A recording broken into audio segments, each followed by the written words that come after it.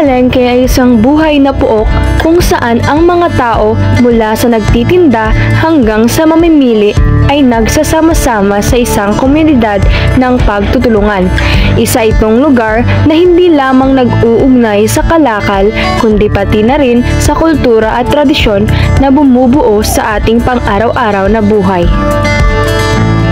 Sa palengke, makikita rin ang kultura ng pagtutulungan.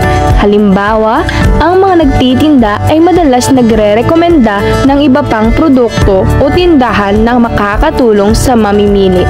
Ang ganitong klaseng interaksyon ay nagpapakita ng malasakit sa kapwa, hindi lamang sa kalakal kundi pati na rin sa mga pangangailangan ng iba.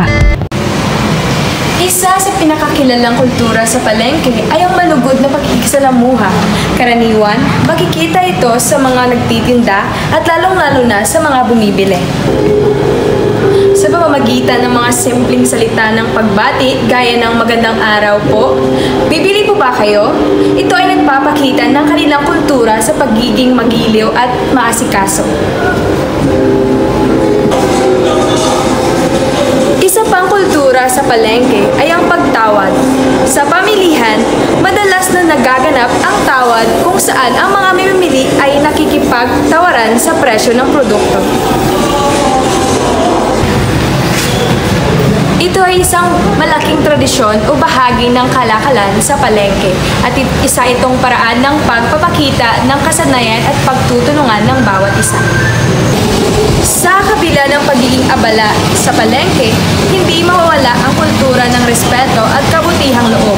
Sa bawat pag-alis ng mga mamimili, may ngiti sa kanilang mga labi at pasasalamat. At ang mga nagtitinda naman ay patuloy sa kanilang gawain. Buo ang tiwala ng kanilang kalakal ay makikinabang sa kanilang komunidad. Sa palengke, ang mga kultura ng pagtutulungan, pagkakaisa at malasakit ay hindi lamang makikita sa bawat transaksyon, kundi sa bawat pakikisalamuha. Isang pook ito ng tradisyon at komunidad na nagsisilbing paalala ng kahalagahan ng bawat isa sa ating bayan.